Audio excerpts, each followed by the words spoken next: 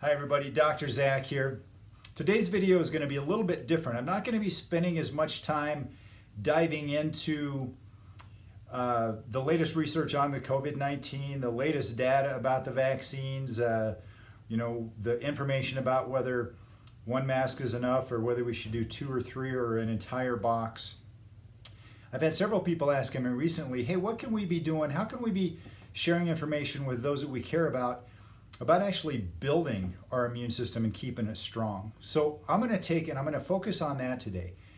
And the first thing that I want to say when it comes to how do we build our immune system is we have to recognize that our immune system is something that just happens automatically. That we don't have to sit and think, okay, let's think about how do we make white blood cells, or how do we create antibodies, or how do we build immune resistance. Our immune system is strong automatically. And it's going to do what it needs to do to keep us resistant to disease, to help us recover from disease, to help us repair and regenerate on a regular basis, how to recover from trauma and injuries, as long as there's no interference.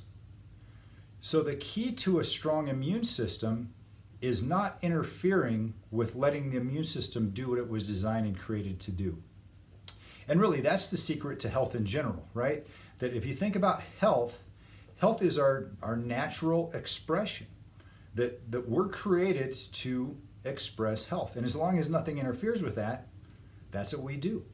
One of the questions I'll ask people that come in to see me that are in the worst of worst situations, chronic disease, undiagnosable disease, people that have been to the Mayo clinics and to different places where they're trying to find answers, and they just see their health getting worse and worse and worse. They're not getting solutions. The first question I'll ask them is that with all of your health issues, your challenges, the lack of the expression of health right now, if you were to cut your finger, would it heal? And in 30 years of practice, I've never had anybody that looks at me and goes, no. My finger, if I cut it, it will still heal. It may not heal as quickly as it did when I was 3, but it's going to heal. And so I point that out to people to remind them, you know what? The body is still capable of healing. There's still immune system response going on. There's regeneration and recreation taking place in their body if their finger can heal. And so our question is, why is it not getting to your heart or your lungs or your brain or your ankle or your knees or whatever your health concern is? How can it come here but not get to the place where you're having a challenge with healing? And it comes back to interference. If there's interference with that innate healing capacity getting somewhere, it's going to interfere with us being able to express our health. So as long as there's no interference, we get to do that. And so my job is to help people identify what interference is and to eliminate it. But it starts with understanding. It starts with the mindset of understanding first that we're created to be healthy. We've got this amazing immune system, and as long as we're not interfering with it, it can express itself. So what can we do to address interference? Well, the first thing we have to do is take a look at our lifestyle. Our lifestyle is the number one cause of disease in the world, right? It's the things that we do day in, day out, over and over and over, that eventually catch up with us, compromise our health, cause chronic disease and breakdown, and make it to where our body can't heal and repair the way it should. So it comes back to lifestyle. What can we do with that? We need to make sure we're putting the right foods in, getting good quality nutrients, eating things that are clean and pure without chemical additives, without being genetically altered or modified, and that don't have processed activity that's taken place to reduce their nutrient value to it. We need to make sure that we prepare those properly so we're not damaging them in the process of preparation. So nutrition, getting the right nutrients in, the right building blocks, getting toxins out. If we got too many toxins, that's the number one inhibitor of immune system function. When we get toxins into our body, our immune system recognizes them as something that's not supposed to be there.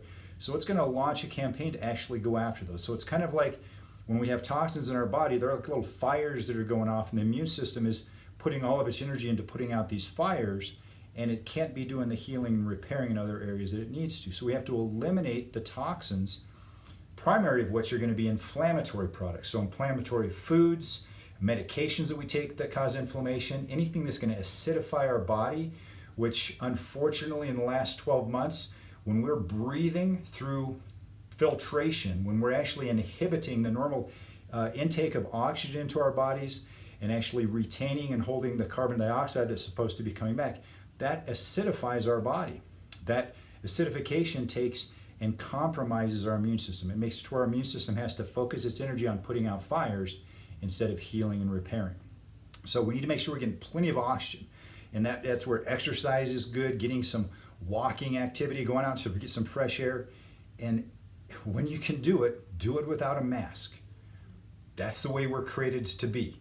No interference. That even goes down to with our breathing capacity. So we want to make sure we're getting the right nutrients in, getting toxins out, getting plenty of fresh air, sunshine, fresh oxygen going on as well. Movement is critical. When we're moving, we're actually stimulating the circulation lymphatic activity in our body, which helps to eliminate toxins as well, keeps our system clean and pure. We need to make sure our mindset is good.